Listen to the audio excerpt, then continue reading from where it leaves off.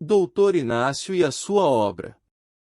Capitão 1ª, livro, Escada de Jacó. Assunto, mesmice 2ª, viés religioso.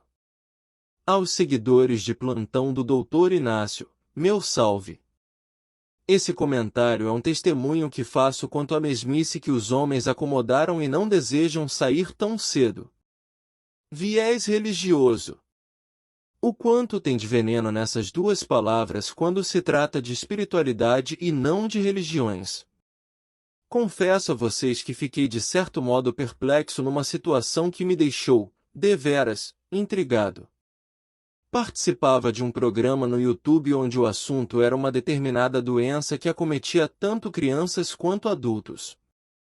A conversa fluía muito bem, onde a pessoa entrevistada tecia seus conhecimentos adquiridos sobre o assunto, quando resolvi fazer uma pergunta, quanto à preocupação de médicos, terapeutas e famílias quanto à doença, com relação ao corpo físico.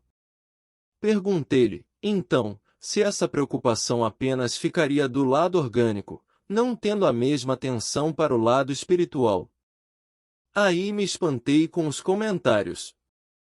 Entraram na roda de cogitações com relação à minha pergunta, hereditariedade, genética, religião, cromossomos masculino e feminino, mas em nenhum momento coloquei a palavra religião e sim, espiritualidade. Não sei o porquê de tantas divergências de opiniões a respeito, que me veio à mente a Torre de Babel, com suas intricadas línguas. Não fiquei satisfeito com as respostas dadas, embora as aceitei por respeito. O que realmente queria relacionar-me ao lado espiritual de determinada doença, não coligada, claro, a essa ou aquela religião, mas sim, a Deus diretamente. Todos os presentes falaram da imensa dificuldade em relacionar essa ou aquela enfermidade com seus pacientes, com relação à religião. Sei o quanto é difícil legar uma espiritualidade legítima com tantas crenças por aí. O que eu queria mesmo era saber se haveria essa dificuldade anunciada em falar de Deus com suas clientelas. Nesse programa, o principal personagem não fora lembrado, porque as religiões ofuscaram a sua valorosa presença. O quanto a religiosidade hoje em dia empana a misericórdia de um Deus justo para com toda a sua criação. E a maioria fica à mercê de contextos falhos de objetividade no que concerne a esse ou aquele assunto. Por que tratar veementemente de um viés religioso, reconhecendo que em nada se eleva mais que o Criador? Como disse no comentário anterior, como a mesmice destrói princípios espirituais em que as únicas vítimas são as mesmas que professam dificuldades inerentes em adentrar o nome de Deus em suas clínicas e consultórios. Esse dito viés religioso se adequa como barreiras irremovíveis quanto às enfermidades trazidas pelas religiões a milhares e milhares de almas pelo planeta afora.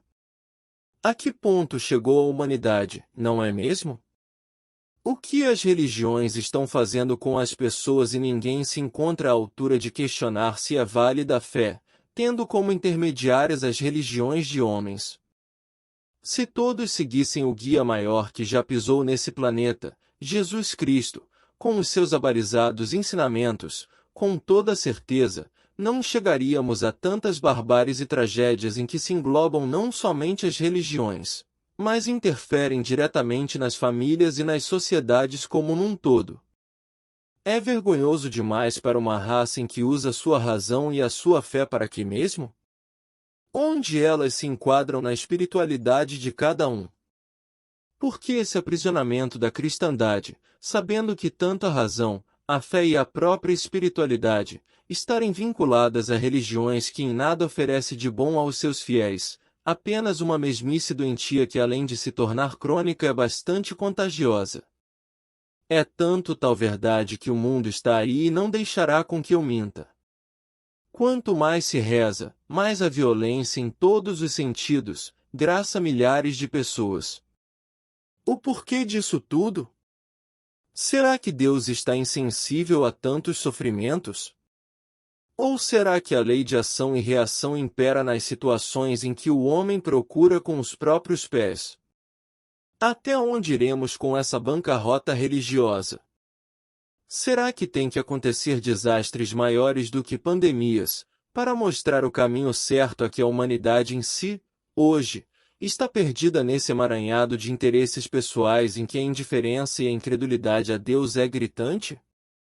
Muitos se apegam a imagens de personalidades que foram canonizadas pela Igreja Católica, mas ninguém lembra que acima desses considerados santos, Deus impera, nesses, com toda a sua glória.